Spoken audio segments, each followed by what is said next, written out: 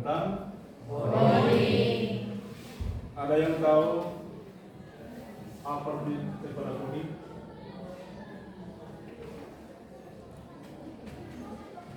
Ada yang tahu? Coba satu.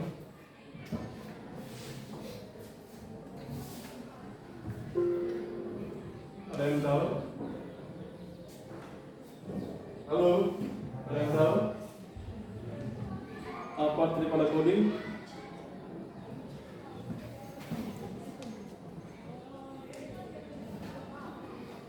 Ada yang tahu? Tidak. Dia hampir sama dengan AI. Hampir sama dengan AI dan kecerdasan buatan. Ada yang tahu? Apa itu?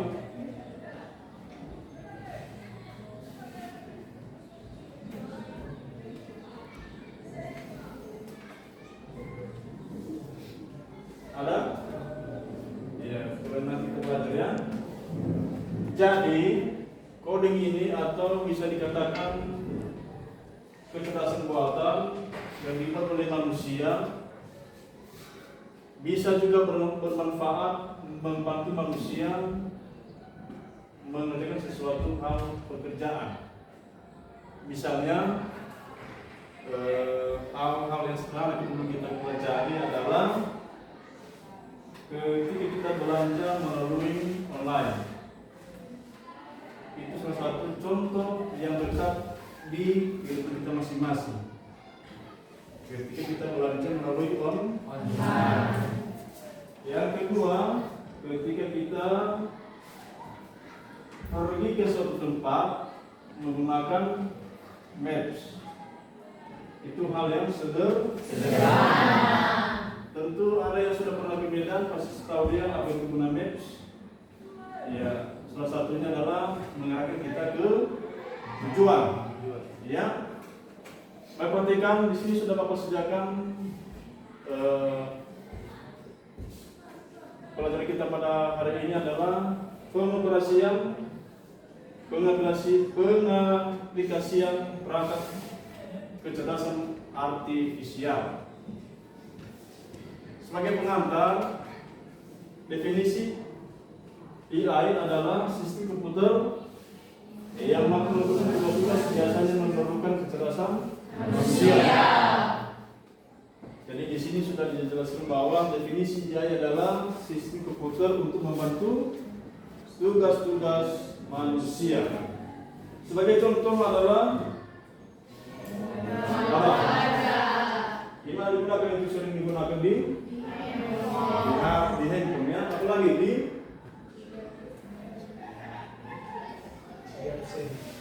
di mana? Absen ya kan? Ya, absen lagi di bapak dulu. Yang ketiga, tujuan kita mempelajari AI adalah apa? Meningkatkan akurasi dan otomatisasi dalam berbagai bidang. Jadi tujuan kita mempelajari coding adalah untuk meningkatkan efisiensi. Bukan efisiensi anggaran, tapi efisiensi waktu. Misalnya ketika kita melaksanakan tugas, kita memakai waktu 1 jam. Dengan ada AI, bisa kita kerjakan 1 menit. Bisa 2 menit dan seterusnya, tergantung apa yang kita cari. Berikut komponen utama AI adalah machine learning, adalah pembelajaran mesin. Kedua, deep learning. Apa itu? Pembelajaran dalam. Yang ketiga, natural language. Artinya pemrosesan bahasa. Iya. Yang keempat, computer vision. Apa itu? Penglihatan komputer.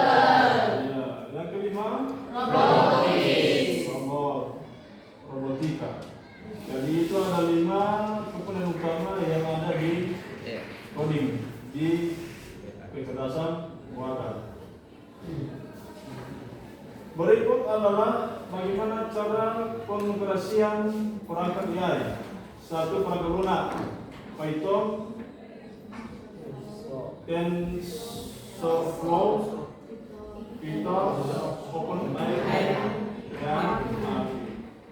Jadi ini adalah salah satu situs atau aplikasi yang kita bisa download untuk mengerjakan sesuatu hal di dalam AI.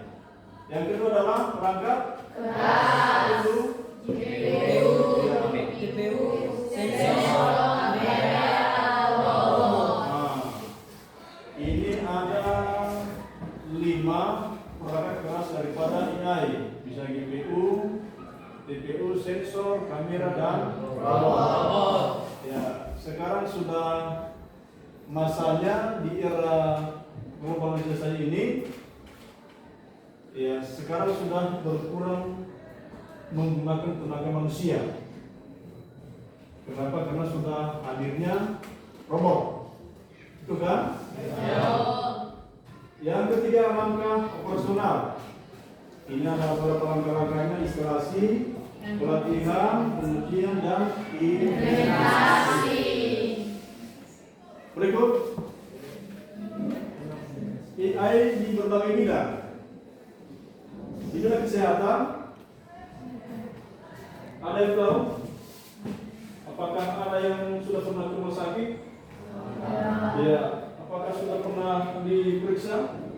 Sudah. Ada apa?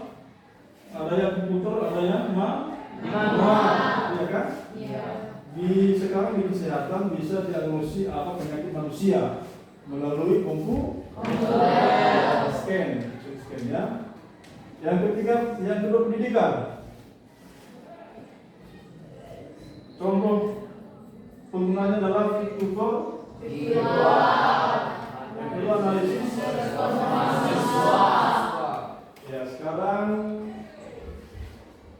bisa kita mendaftar melalui website daripada kampus, misalnya di UT, Universitas Terbuka. Bisa kita kuliah sambil kerja. Yang ketiga adalah industri, prediksi, maintenance, dan kontrol kualitas. Jadi di produksi itu ada beberapa penggunaan AI, bisa mendeteksi berapa kata, misalnya roti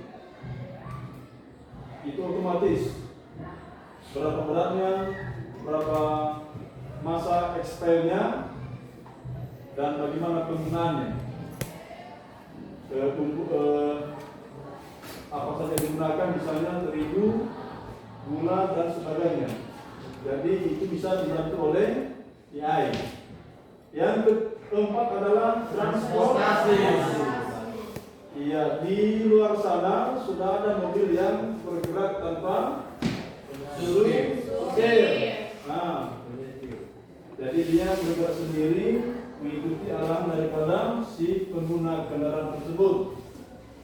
Jadi di Indonesia masih belum ada, tapi di luar negeri sudah ada itu ya. Yang berikut adalah perdagangan. Iya. Ini adalah chatbot, rekomendasi dan produk. Ya, tadi sudah menjelaskan seperti ini. Shopee itu adalah bisa di situ digunakan AI, efisiensi waktu, ya kan? Kita bisa barang, besok datang, kita cek barangnya bagaimana. Kalau oke kita bayar, kalau tidak dikembalikan.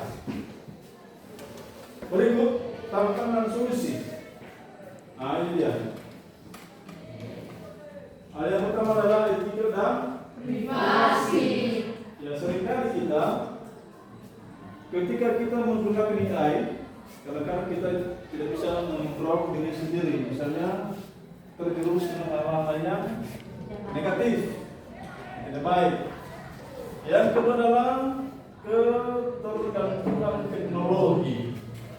Biasanya saat kita bangun, apa yang kita kerjakan? Jujur dulu, ayo. Melihat HP. Itu sudah semua orang, bukan hanya Bapak, bukan hanya juga siswa kami, tapi seluruh yang ada HP pasti dia membuka HP. Ketergantungan dan teknologi. Sekarang kalau tidak ada jaringan bagaimana? Apakah nyaman atau tidak? Tidak. Kenapa? Karena sudah ketergantungan. Yang kedua, yang ketiga adalah keterampilan. Biasanya itu bisa muncul karena terbawanya budaya-budaya luar. Ini ada keterampilan. Misalnya kalau kita di sini memakai pakaian yang sopan. Ketika kita melihat di media sosial ada yang berpakaian yang setengah-setengah. Jadi kita ikut terbawa di situ. Jadi kita terbawa keterampilan. Jadi solusinya adalah regulasi dan kebijakan AI. Ya, perlu ada regulasi kepada siswa-siswa kami supaya dalam menggunakan AI ada yang namanya regulasi, ada kehati-hatian. Yang kedua adalah pelatihan. Ya, tentu ke depan kita buat pelatihan bagaimana menggunakan AI yang benar dan jelas. Yang ketiga adalah transparansi algoritma. Iya, transparansi algoritma.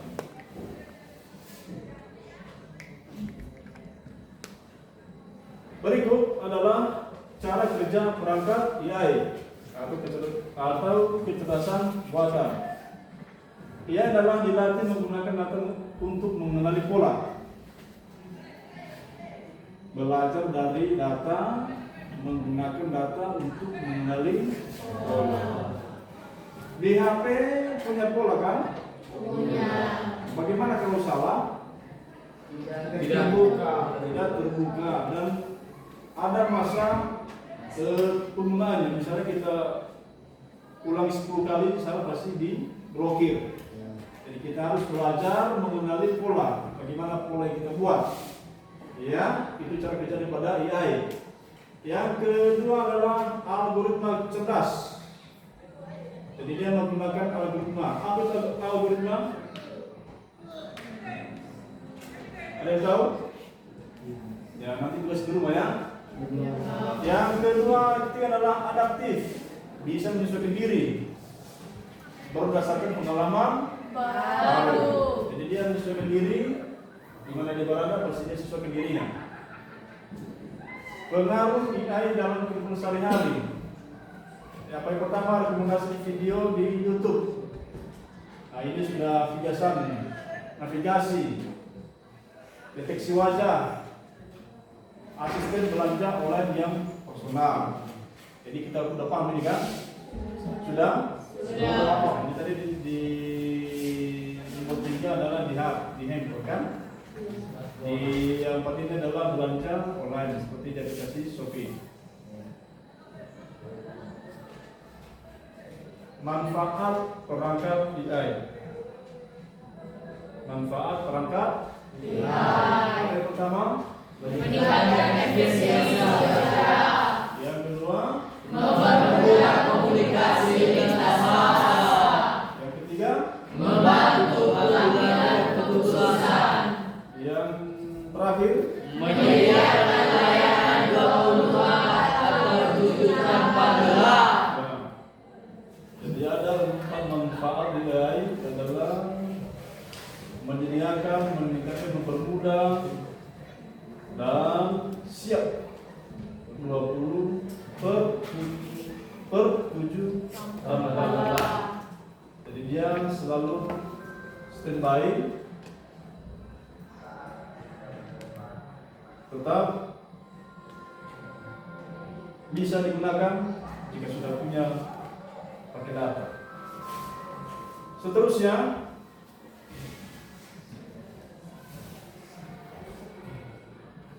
diskusi. Bagaimana AI bisa digunakan menurut kalian Yang pertama adalah untuk audiensi. Ya, Bapak tanyakan, menurut anak kami, apa dulu manfaat menggunakan AI? Nah, itu satu siswa. Salah satu manfaat menggunakan AI, ayo. Tadi sudah Bapak jelaskan, ada 4 juga kan? Iya kan? Ada 4 kan? Ada. Manfaat menggunakan AI. Ayo, siapa yang tahu? Ibu ada di apa itu? Satu orang aja, berdiri. Ya, silakan. Berdiri. Manfaat menggunakan AI. Manfaat perangkat AI yaitu meningkatkan efisiensi kerja. 2. Mempermudah komunikasi lintas bahasa. 3. Membantu pengambilan keputusan. 4. Menyediakan layanan 24/7 tanpa lelah. Ya, berikan aplaus kepada teman. Pertanyaan yang kedua, apa tantangan menggunakan AI? Ayo. Apa tantangan menggunakan atau memanfaatkan AI dalam kehidupan sehari-hari? Ayo. Ya, pilih. Tantangan penggunaan AI yaitu etika dan privasi, ketergantungan teknologi, kesenjangan keterampilan. Iya, berikan aplaus kepada. Artinya sudah kita pahami bersama manfaat dan tantangan menggunakan AI dalam kehidupan kita sehari-hari. Sekarang mari kita lihat video. Apa itu AI? Mari kita lihat bersama.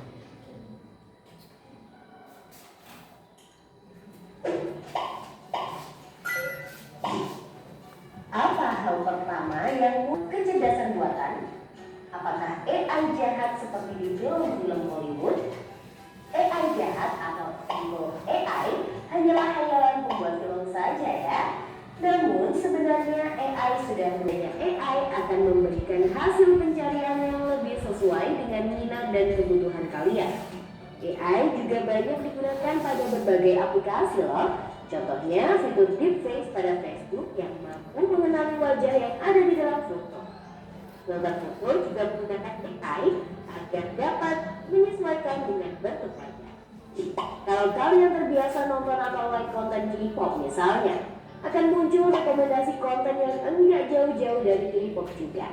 Bukan hanya di media sosial, rekomendasi musik atau film di aplikasi streaming, iklan produk pada iklan untuk menganalisis rute yang paling cepat dan perkiraan waktu yang dibutuhkan. Pada game online, AI dipakai untuk mengendalikan permainan bot dan membuat karakter serta grafis permainan menjadi lebih hidup dan realistis.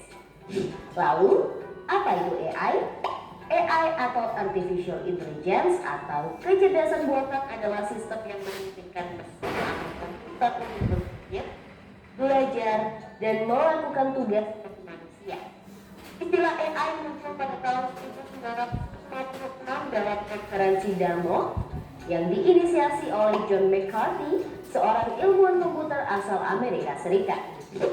Di antaranya ada 4 teknik dasar pada AI yaitu searching, reasoning, planning, dan learning. Searching adalah teknik menemukan langkah-langkah yang sistematis untuk mencapai suatu tujuan atau solusi. Contohnya AI pada Google Maps.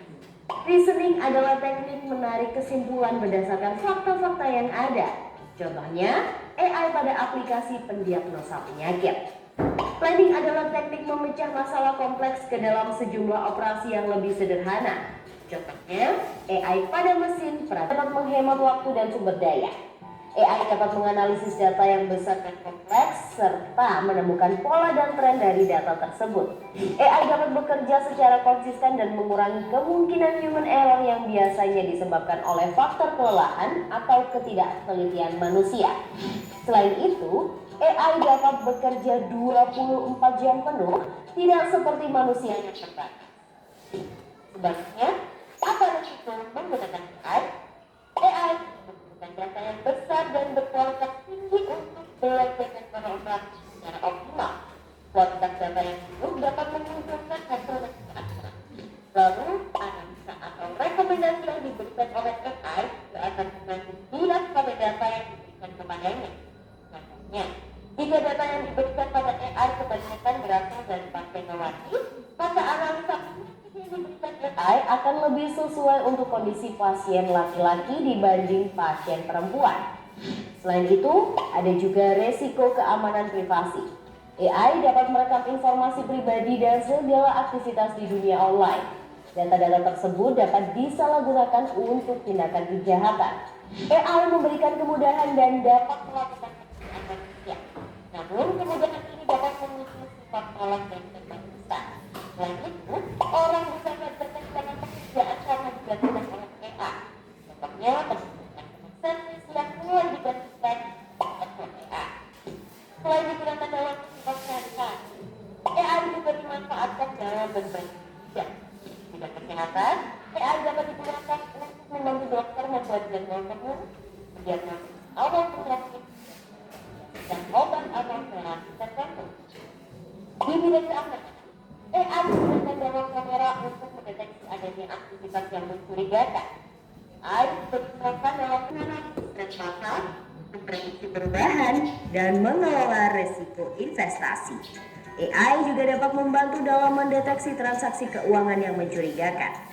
Di bidang bisnis, AI digunakan untuk menargetkan iklan yang lebih spesifik dan personal.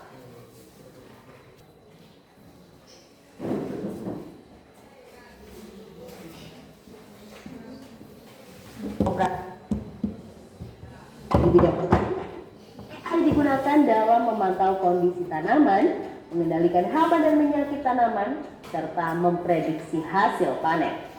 Di bidang lingkungan, AI digunakan dalam menganalisis data sensor dan citra satelit untuk memantau perubahan iklim dan lingkungan. Bagaimana dengan penggunaan AI di bidang pendidikan? AI dapat membantu memantau kemajuan belajar siswa dan merekomendasikan materi atau penilaian yang sesuai dengan kompetensi, kebiasaan, dan minat siswa. Dengan begitu, proses belajar menjadi lebih bermakna dan tepat sasaran. Untuk bahasan lebih lanjut mengenai AI di bidang pendidikan, simak video berikut. Wah, banyak banget ya manfaat dari AI. Meskipun begitu, teknologi AI tetap memiliki batasan dan resiko. Jadi, kamu perlu paham hal ini agar bisa menggunakan AI secara kritis dan bijak. Teknologi AI apa nih yang sudah pernah kalian gunakan? Kira-kira kalian ada ide mau mengembangkan AI yang seperti apa? Yuk, tulis pengalaman dan idemu di kolom komentar. Jangan lupa untuk like, komen, dan share video ini ke teman kita lainnya ya. Kejar cita, kejar ilmu, raih cita.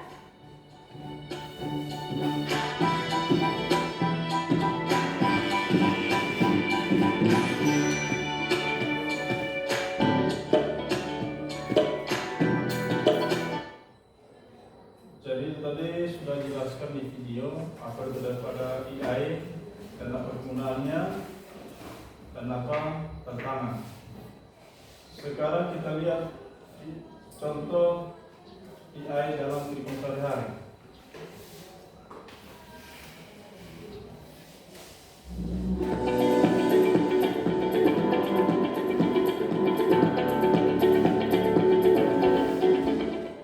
Ini contohnya di sini kita ya. Kita lihat. Saat ini, kecerdasan buatan atau artificial intelligence semakin banyak dimanfaatkan di berbagai bidang. Tidak hanya di bidang yang dikategorikan pada teknologi, tapi juga di sektor-sektor seperti pertanian dan hiburan. Namun, tak sedikit orang yang menganggap artificial intelligence atau Mozilla menemukan dari 66.800 responden di seluruh dunia, hanya sekitar 10% yang sangat paham tentang AI. Sementara 32% mengaku merasa khawatir dengan kehadiran AI. Nah, padahal contoh penerapan AI saat ini bisa kita temui dalam kehidupan sehari-hari. Setidaknya ada 10 contoh penerapan AI dalam aktivitas sehari-hari, mulai dari saat kita bangun tidur. 1. Membuka ponsel atau smartphone. Betul kan? Salah satu hal pertama yang dilakukan banyak orang di pagi hari adalah membuka ponselnya. Nah, ketika kita membuka smartphone dengan biometrik, misalnya Face ID, kita sedang memanfaatkan AI. Contohnya, fitur Face ID yang ada di perangkat-perangkat keluaran Apple. 2. Media sosial. Hal lain yang sering kita lakukan di ponsel adalah memeriksa update media sosial seperti Facebook, Instagram, dan Twitter. AI mempersonalisasi feed pengguna medsos, memberikan trend suggestion, mengidentifikasi dan melakukan filtering terhadap berita-berita bohong, dan mencegah cyberbullying. 3. Mengirim surat elektronik atau email. Kegiatan ini dilakukan banyak orang setiap hari. Setidaknya kita mengirim 1 pesan email setiap hari. Fitur spell checking dan smart reply adalah contoh penggunaan AI dalam aktivitas ini. AI juga bisa berperan dalam menyortir pesan agar pesan-pesan tersebut masuk ke folder yang tepat di aplikasi email kita. 4. Melakukan pencarian di web. Dalam aktivitas yang juga sering kita lakukan setiap hari ini, mesin pencari atau search engine seperti Google dibekali kemampuan predictive search. Saat kita tentukan apa yang akan kita cari, Google serta-merta memberikan rekomendasi sehingga akan memudahkan kita melakukan pencarian. 5. Digital Voice Assistant. Tool semacam Siri, Alexa, Google Home, dan Cortana menggunakan Natural Language Processing dan Generator yang ditenagai oleh AI untuk menyajikan jawaban-jawaban kepada pengguna. 6. Berangkat kerja dan bepergian. Google Maps dan aplikasi perjalanan lainnya menggunakan Artificial Intelligence atau AI untuk memantau kondisi lalu lintas, sehingga pengguna dapat mengetahui kondisi real time dari lalu lintas dan cuaca saat itu. Pengguna juga akan memperoleh saran untuk menghindari kemacetan. 7. Berbelanja. Para peritel online memanfaatkan kecerdasan buatan untuk membuat rekomendasi produk. AI. Jadi itu 10 contoh AI dalam kehidupan kita sehari-hari. Sidion, sudah pernah ke kantor gubernur? Sudah? Sudah. Apakah pintunya terbuka sebenarnya di dorong? Terbuka? Otomatis. Sudah? Mana? Jadi itu salah satu AI dalam kehidupan kita sehari-hari. Jadi dia mempunyai kamera di atas, terus ketika kita masuk maka otomatis pintu itu terbuka. Kalau kita keluar begitu juga, ada pintu masuk dan pintu keluar. Jadi mungkin sudah mengerti, kita paham beberapa contoh yang kita sudah lihat di video mengenai penggunaan AI ini. Jadi sekarang dibuka HP-nya, kita coba buka di Google.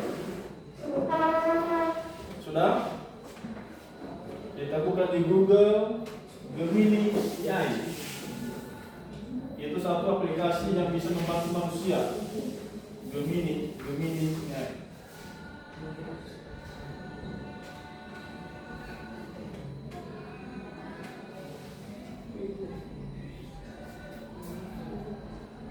Gemini AI. AI apa ini? AI. Kalau penulisannya IA.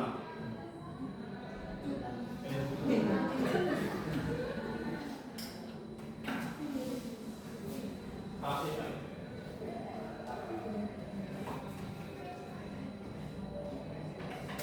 Sudah semua? Kalau tidak punya jaringan, silakan login di hotspot saya dengan password makan 1989.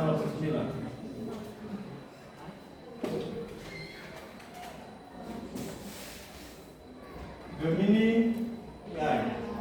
Jadi itu salah satu aplikasi yang dibuat oleh manusia untuk membantu kita dalam mendeteksi sesuatu pekerjaan. Sudah semua seperti di atas?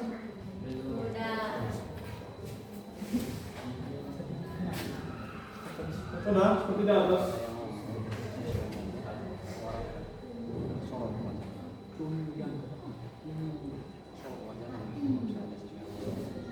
Sudah? Sepertinya di atas. Sudah? Kita buat di situ. Coba kita buat soalnya adalah buatkan salah satu contoh penggunaan AI dalam kehidupan sehari-hari. Dalam kehidupan sehari-hari. Maka langsung diamond di bawah ini. Iya, ini ya. Ada sudah bisa? Sudah bisa itu? Ya. Saya dengar apa soal yang dikasih ke Bapak. Entah mata pelajaran bisa juga mata pelajaran. Sangat membantu kan? Sangat cepat, tidak memakai waktu lama. Bisa? Oh, bisa kan? Itu salah satu contoh aplikasi sederhana AI menggunakan Gemini. Bisa? Dia pasti tentang apa itu contohnya soal. Bisa kan? Ya,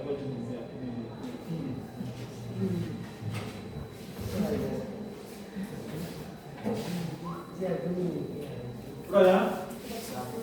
Itu contoh sederhana saja kita buat ya. Jadi sekarang dicari dulu apa fungsi daripada coding. Ayo, gunakan ini aja. Apa fungsi coding dalam kehidupan sehari-hari? Sudah bisa? Apa fungsi coding di kehidupan sehari-hari?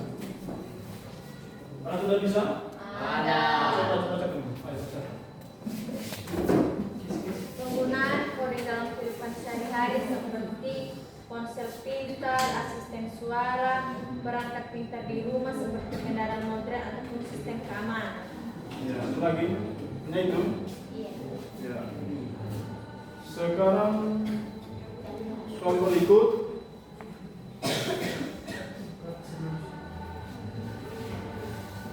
Apa kegunaan AI di bidang kesehatan?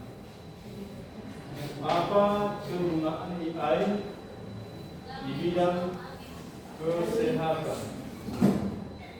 Jadi itu juga sesuatu AI membaca. Tadi soalnya adalah apa? Apa kegunaan AI dalam bidang kesehatan? Apa manfaat AI dalam kesehatan? Baca ini.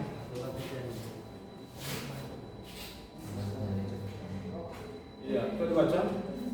Ya, sekarang kita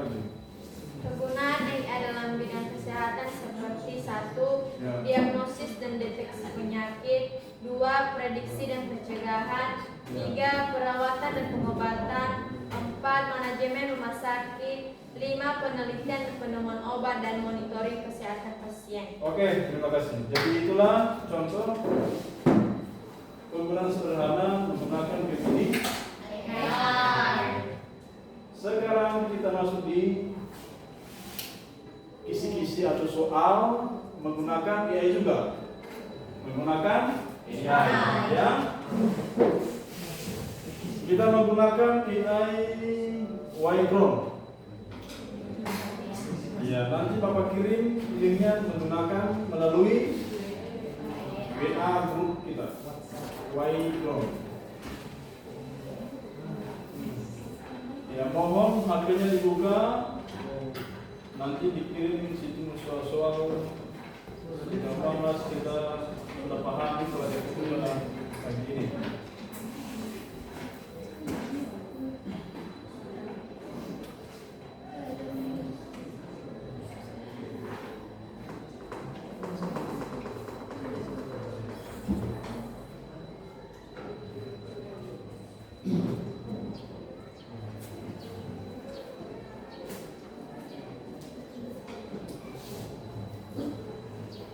Nanti ditulis di situ nama lengkapnya, oke?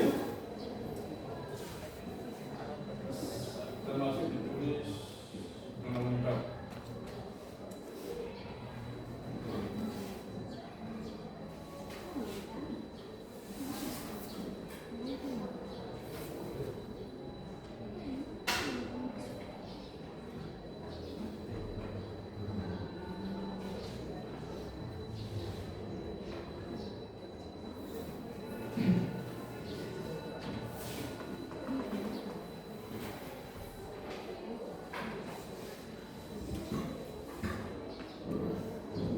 Sebentar ya, lagi lolah jaringan ini.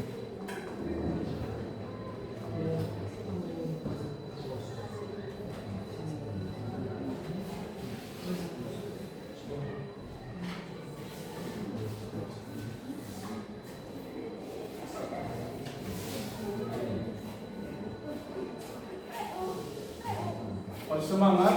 Masih. Ya.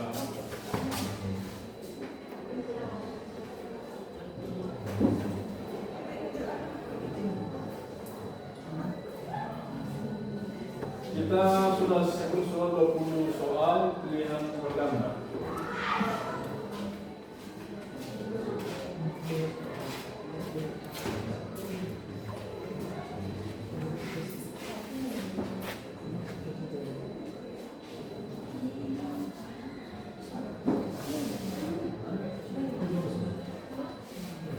Dikerjakan berkelompok ya, satu meja satu HP 2 orang.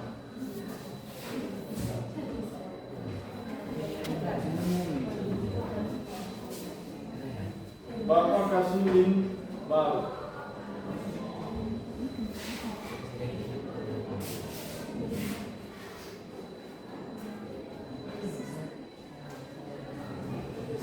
Silakan diklik link yang Bapak kasih di grup.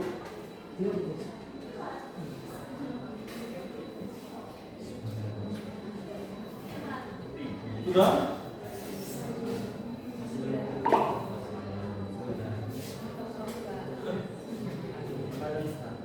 Sudah masuk sini. Siapa ini? Tadi saya bilang dibuat nama lengkap. Pak sudah bilang dibuat nama lengkap. Dibuat nama lengkap. Desia Agustina Gulo, ya. Samsung. Ya, punya.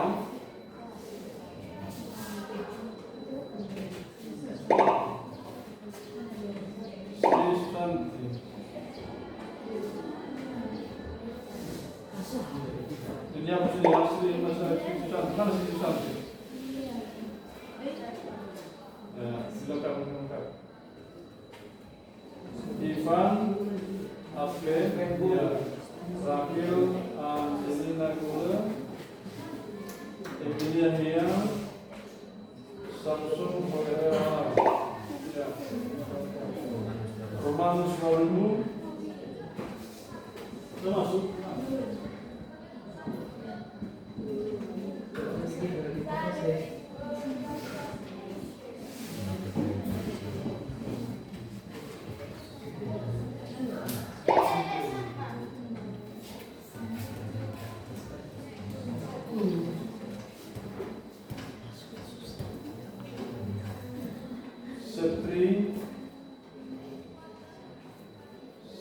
Setri ya, Setri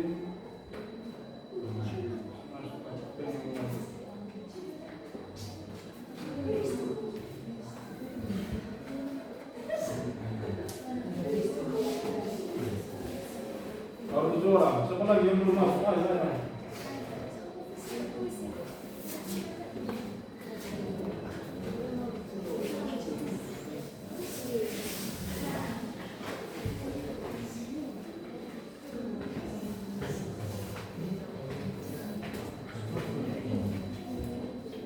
Udah semua?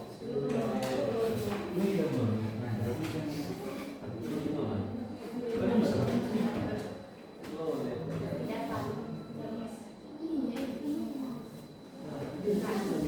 Udah 8 orang, siapa yang mau masuk? Sudah? Sudah? Sudah kan?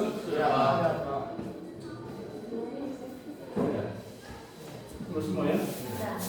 Masuk. Kita mulai.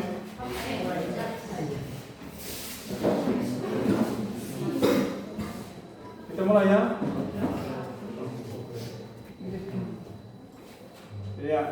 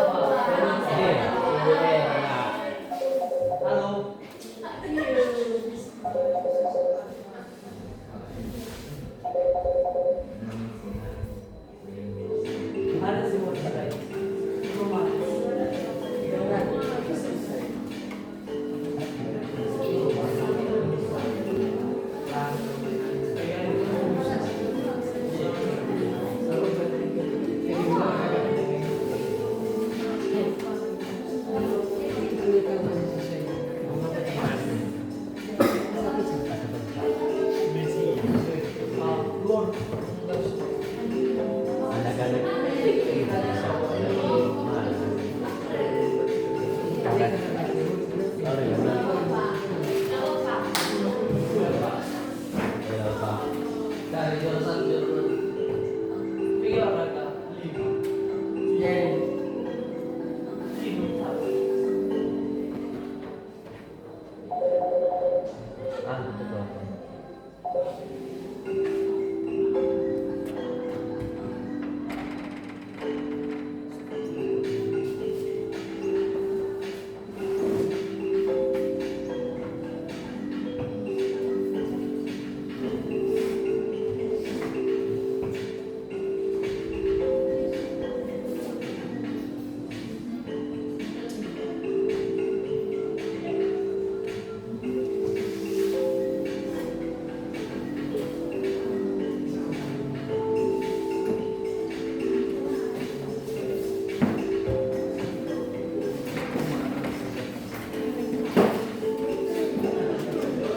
Satu menit lagi.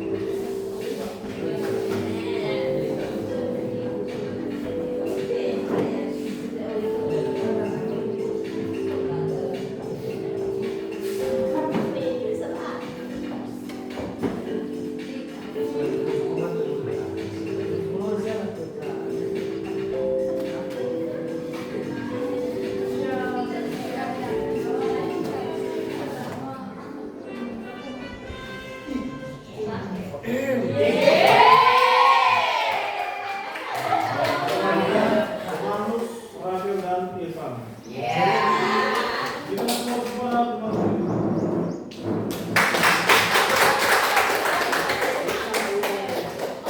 bagaimana? Lanjut. Ya, kalau karena kita sudah selesai, kita sambut minggu depan. Ya? Sampai di sini kita hari ini. Mudah-mudahan kita balik ke depan hari yang terakhir.